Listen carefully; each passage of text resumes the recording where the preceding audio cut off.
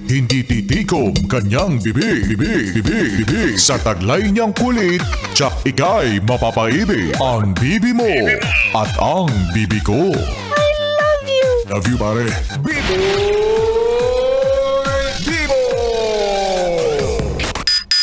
Hay nako! Huwag ka nang magtaka kung bakit parang hindi ka nauubusan ng mga kailangang tapusin. Dahil una sa lahat, wala ka namang sinisimulang gawin. Yes, friend! 101.1 Yes FM pa rin ang iyong pinapakinggan at kapiling mo na ako, DJ B-Boy Bibo. At buti naman, no, sa amin ka pa rin nakatutok. Dapat lang, diba? Kung hindi mo maririnig si B-Boy Bibo, kulang ang araw mo. Dahil dyan, yes, friend, isang maligayang araw ng Martes sa pagmumukha mo. Again, kapiling mo na ako, DJ B-Boy Bibo, na nagsasabing, pag may tiyaga, may panggala. Yes, correct po ang narinig mo, no? Para dun sa mga yes, friend natin na mayayabang.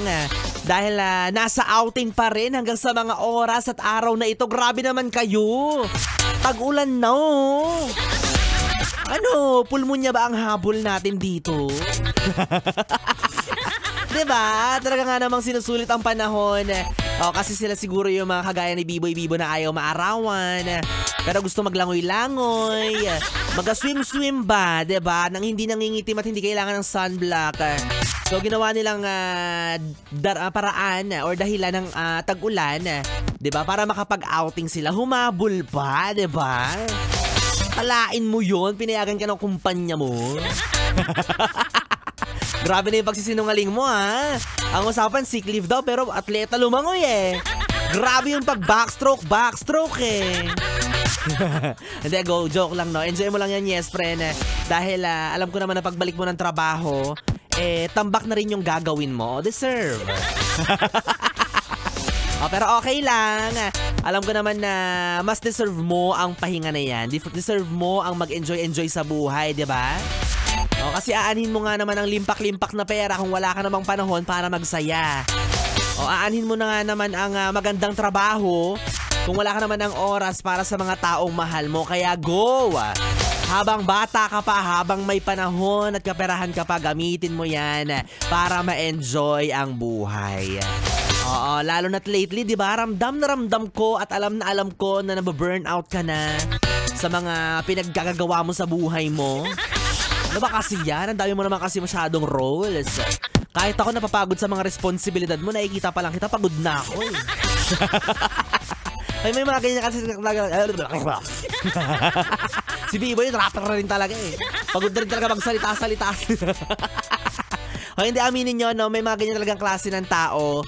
Yung, alam mong sobrang busy nila, di ba? Ang dami-dami nilang ginagawa. Ang dami-dami nilang galaw. Tapos napapaisip ka or napapa-question ka sa sarili mo, may time pa kaya siya kahit man lang mag-ahit ng ano niya? Kasi, di ba? Talagang parang wala na siyang time. Parang lahat nilalaan niya na, lahat ng oras, pera, panahon, pagod sa trabahong ginagawa niya, no? Alam mo, kapag ikaw wala ka ng time sa sarili mo, nahahalata daw yan, eh. Kapansin-pansin yan para sa mga taong nakapaligid sa'yo. O napapansin nila na parang lagi kang pagod, parang hindi ka na masaya, napipilitan ka na lang, napapatanong ka kung para saan pa ba yung ginagawa mo sa buhay mo. Diba? Kung ano pa ba yung purpose mo sa mundo. Kaya mahalaga, mga yes friend, no, na alagaan natin yung sarili natin. Diba? Sa kabila ng mga pinagdadaanan mo bilang tao, syempre, wag mo rin kalimutan na gawin yung mga bagay na nagpapasaya sa'yo. Yon! Diba? Kasi kasuhin mo rin yan. Dapat may time ka pa rin para huminga. Diba? Para mag-relax-relax. Para mag-chill-chill. Pero dapat may time ka rin na mag-toothbrush pala muna. Para bago ka huminga, diba? Hindi ka makaperwisyo ng iba. Ikaw nakakapagpahinga ng maayos tapos nakakaamoy ng hininga mo, naghihikahos. Huwag makasarili, ha? Toothbrush din. Well, anyways, yes, friend, ako yung magpapahinga man din.